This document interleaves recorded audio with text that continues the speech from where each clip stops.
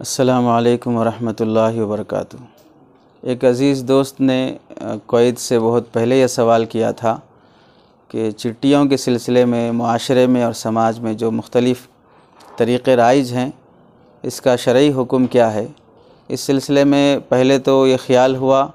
کہ چٹھی چلانے کے جو آداب ہیں، اصول ہیں شرعی ضابطے کی روح سے، وہ ہمارے سامنے آ جائیں، تو پھر اس کے بعد دوسرے مرحلے میں حلال اور حرام چٹھیوں کا فرق اور اس کے حکم کو بیان کیا جائے گا۔ جو حضرات چٹھی چلاتے ہیں انہیں ان آداب کی رعایت رکھنا بہت ضروری ہے، تاکہ ہمارا معاشی مسئلہ، کھانے پینے کا اور کمائی کا جو مسئلہ ہے، وہ ہمارے انکم میں کوئی حلال کے علاوہ حرام کا شائبہ نہ رہے۔ آدمی کو بیک وقت ایک مشت زیادہ مقدار میں رقم مل جانا بہت ہی ضروریات میں معاون اور مددگار بنتا ہے۔ آدمی روزانہ یا ماہانہ 10-5 ہزار روپے کما لیتا ہے، لیکن سال میں یا 6 مہینے میں ایک مشت اسے 2 لاکھ مل جائے، 1.5 لاکھ مل جائے، 5 لاکھ 10 لاکھ مل جائے، اس سے ایک بڑی ضرورت پوری ہو سکتی ہے۔ تو ایسے موقع پر وہ ایک مشت جمع نہیں کر پاتا ہے، جس کی وجہ سے جو بھی آتا ہے پیسہ وہ خرچ ہوتے جاتا ہے۔ اس لیے بعض مرتبہ ضرورت محسوس ہوتی ہے کہ کچھ رقم جمع کیا جائے، جمع کرتے ہیں پھر خرچ ہو جاتا ہے۔ تو چٹھیوں کا جو رواج معاشرے میں اور سماج میں چلا ہے، ایک اعتبار سے انسانیت کی ہمدردی ہے، خیرخواہی ہے، کافی اس کے ذریعے سے ضرورت مندوں کی بوقت ضرورت پوری ہو جاتی ہے۔ لیکن اس سلسلے میں جن آداب کی رعایت ہمیں کرنی چاہیے، ان آداب کی رعایت نہیں ہونے کی وجہ سے اس میں حرام کا بھی اشتباہ ہو جاتا ہے، اور دوسرے مسلمان بھائی کا پیسہ ناحق طریقے سے ظالمانہ طور پر سودی شکل میں ہمارے پاس جمع ہو جاتا ہے، جس کی وجہ سے اس حرام کی نحوست سے سارا حلال بھی بے برکتی کا نشانے پہ آ جاتا ہے۔ اس لیے چند آداب ہمیں معلوم رہیں، تاکہ چٹھی چلانے والے اور ان چٹھیوں میں شریک ہونے والے احباب ان آداب کی رعایت کرتے ہوئے چٹھیوں میں حصہ لے سکیں۔ پہلی چیز تو یہ ہے کہ جو صاحب چٹھی چلاتے ہوں، چٹھی میں شریک کرنے سے پہلے ممبر سے جن احباب کو شریک کرنا ہو پوری واقفیت حاصل کر لیں، اور اگر مناسب سمجھے تو ہر ممبر سے 2 گواہ بھی طلب کر لیں کہ بھئی ان کو ہم اپنی چٹھیوں کے گروپ میں لے رہے ہیں اور فلاں فلاں صاحب ان کے گواہ ہیں۔ اور دوسری چیز ہے، چٹ فنڈ میں جس کو رقم مل جاتی ہے، مثلاً پہلے مہینے کسی کو مل گئی، دوسرے مہینے کسی کو مل گئی، تو جس کو پہلے ہی رقم مل جاتی ہو، اس کا 1 سال 12 مہینے یا 16 مہینے ہونے سے پہلے اس کی حیثیت ایک مقروض کی حیثیت سے ہوتی ہے۔ یعنی آپ ماہانہ 2000 روپے جمع کر رہے ہیں، لیکن آپ کو دوسرے مہینے میں ہی 1 لاکھ روپے کی چٹھی مل گئی، تو آپ بقیہ جتنے مہینوں کی چٹھی رہے گی اس وقت تک آپ اس گروپ کے قرض دار رہیں گے، اور سارا گروپ آپ کو اپنا پیسہ بطور قرضے کے دے رہا ہے، یہ حیثیت رہتی ہے۔ اور چٹ فنڈ میں شریک تمام ممبران آپس میں ایک دوسرے کے لیے قرض دینے والے اور قرض لینے والے کی حیثیت سے ہو جاتے ہیں۔ جب یہ حیثیت آ گئی تو پھر قرض دینے اور لینے میں اس بات کا لحاظ ضروری ہے کہ جس کو ہم قرض دے رہے ہوں اس سے اپنے پیسے سے زائد پیسہ لینا حرام اور ناجائز ہے۔ سب سے آخر میں جس کا نام نکلتا ہے اس کی حیثیت صرف قرض دینے والے کی ہوتی ہے، وہ مقروضین کے زمرے سے باہر ہو جاتا ہے۔ یعنی چونکہ وہ شروع میں چٹھی نہیں اٹھایا ہے، پورے 16 مہینے کی چٹھی تک اس کا نام نہیں آیا، تو اس کے پیسے جمع ہوتے رہے، اور جس کے نام آتے رہے وہ اپنی چٹھی لیتے رہے۔ یہ شخص کا نام آخر میں آ رہا ہے تو یہ قرض دینے والا ہوا، قرض لینے والے کے حکم میں نہیں رہے گا۔ اور ایسے ہی حراج کی چٹھی جو سماج میں پائی جاتی ہے، جس کا بہت بڑا نقصان سماج کو سودی شکل میں برداشت کرنا پڑتا ہے، حرام اور ناجائز ہے، اس سے بچنا چاہیے۔ اور ایسے ہی حراج کی چٹھی میں جس میں مالی نقصان اور مالی فائدہ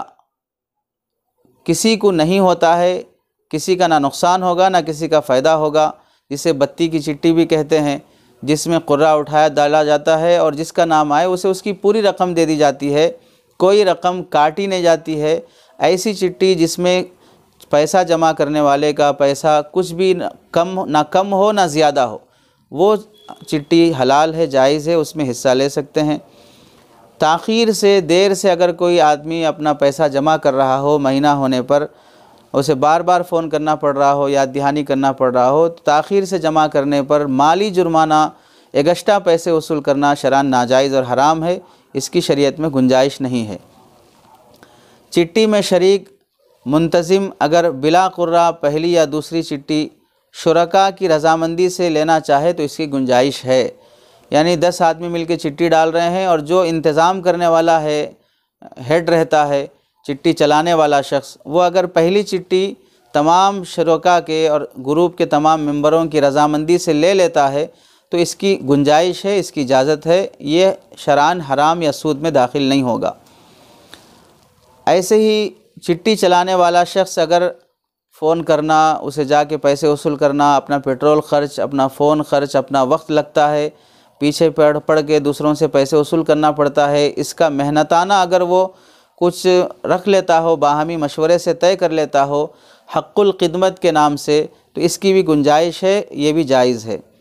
چٹی چلانے والا اگر چٹی میں شریک ہو تو حق الخدمت نہیں لینا چاہیے، اگر حق الخدمت لیتا ہو تو چٹی میں شریک نہیں ہونا چاہیے، چونکہ اس میں سود کا شائبہ رہتا ہے، چونکہ اس کے لیے بھی پیسہ مل رہا ہے، اس کا بھی پیسہ جمع ہو رہا ہے، تو اس کو بھی اپنے محنت کرنا ہی ہے، تو اس میں سود کا شائبہ ہونے کی وجہ سے حق الخدمت نہیں لینا چاہیے، اگر لیتا ہے تو پھر چٹی میں شریک نہیں ہونا چاہیے۔ منتظم چٹی چلانے والا جو اپنا محنتانہ طے کرے گا وہ بہت زیادہ نہ ہو جسے دینے والے پر بھاری لگے اور ان کی مجبوری کا فائدہ اٹھائے، آپسی مشورے کے ساتھ اعتدال اور میانہ روی سے اپنی خدمت اور اپنی مزدوری اور اپنا جو کچھ بھی وہ محنتانہ طے کرنا چاہتا ہو، اعتدال کے ساتھ طے کرنے کی اجازت رہے گی، اور جتنے ممبران شریک ہوں گے سب کے ساتھ یکساں محنتانہ وصول کرے گا، جیسے ہر ممبر سے 500 روپے یا ہر ممبر سے 1000 روپے، کسی سے کم کسی سے زیادہ وصول کرنا یہ شرعاً ناجائز ہے، اس کا بھی لحاظ کرنا چاہیے۔ چٹی چلانے والا اگر ممبروں کو تحفہ دینا چاہتا ہو تو بغیر شرط کے خوشی کے ساتھ تحفہ دے سکتا ہے، شرط لگا کر کسی بھی طرح کی تحفہ دینا شرعاً درست نہیں ہے۔ چٹی چلانے والے کو چاہیے کہ اگر چٹی چلانے کے دوران کوئی اہم معاملہ پیش آ جائے تو تمام ممبروں سے اس کا مشورہ کر کے آگے کا فیصلہ کرے، خود سے فیصلہ کرنے پر بعض مرتبہ جھگڑا ہو سکتا ہے۔ اسی طرح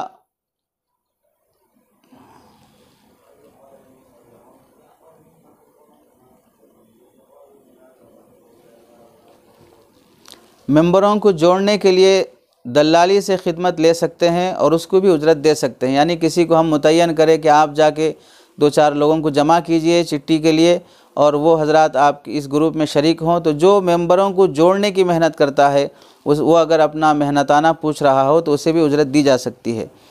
چٹی میں شریک تمام ممبروں کو چاہیے کہ اپنی مقررہ تاریخ پر رقم جمع کر دیں، پہلے ہی پہنچا دیں، انتظام کرنے والے کے لیے سردردی کا سبب نہ بنے اور پریشانی اور جھگڑے کا سبب نہ بنے۔ قرآن اندازی میں ایمانداری سے کام لینا چاہیے، کسی بھی طرح کی دھوکے بازی سے اس سے پرہیز کرنا چاہیے، اس سے بعض مرتبہ ایک دوسرے کے دلوں میں نفرت پیدا ہو جاتی ہے۔ ہر ممبر کو چاہیے کہ اپنے مسلمان بھائی کو ترجیح دینے کی کوشش کرے، اس کی ضرورت ہو تو اس کی ضرورت کو مقدم رکھے، اس کا ثواب بھی ملتا ہے، چونکہ ہم قرض دینے والے کی حیثیت سے ہیں، قرض دینے والے کا ثواب صدقہ دینے والے کے ثواب سے بھی زیادہ ملتا ہے۔ قرض دینے والے کو 1 کا 10 گنا ملتا ہے، لیکن صدقہ دینے والے کو 1 کا 10 گنا ملتا ہے، تو قرض دینے والے کو 1 کا 18 گنا اللہ تعالیٰ اپنے خزانے سے دیتے ہیں۔ تو اس واسطے اپنے ضرورت مند بھائی کا لحاظ رکھیں، اس کی مجبوری اور اس کی ضرورت کا ہرگز فائدہ نہ اٹھائیں۔ جس کا نام قرعے میں نکل آئے، اگر کوئی دوسرا ممبر اس سے اپنی ضرورت کا اظہار کرے تو جہاں تک ہو سکے اپنے دوسرے بھائی کی مدد کرنے کی کوشش کرے۔ کوئی ممبر چٹی کے درمیان اگر علیحدہ ہونا چاہے، علیحدگی اختیار نہ کرے، اس کا بھی لحاظ رکھیں، ورنہ سب کو پریشانی ہوگی، اور اگر علیحدہ ہونا بالکل ضروری ہے تو ایسی صورت میں کوشش کرے کہ دوسرے ساتھی کا انتظام کر کے علیحدہ ہو۔ اچانک غائب ہو گئے یا چٹی اٹھانے کے بعد پیسہ لے کے اچانک چلے گئے تو یاد رکھیں آپ قرض خواہ کے قرض مخروص کے حکم میں رہتے ہیں، اور مخروص چاہے وہ مر کر دنیا سے چلا جائے شہید بھی ہو جائے پھر بھی قرضہ معاف ہونے والا نہیں ہے۔ اس لیے چٹھی کے درمیان چھوڑ دینا یا بھاگ جانا یا دھوکہ دے دینا، اس طرح سے اپنی آخرت برباد ہو جاتی ہے۔ ان باتوں کا لحاظ رکھتے ہوئے چٹھی چلانے کی کوشش کریں تو انشاءاللہ ہر مسلمان کی بوقت ضرورت بہت کافی بڑی رقم اس کے لیے ضرورت کے موقع پر مہیا ہو سکتی ہے۔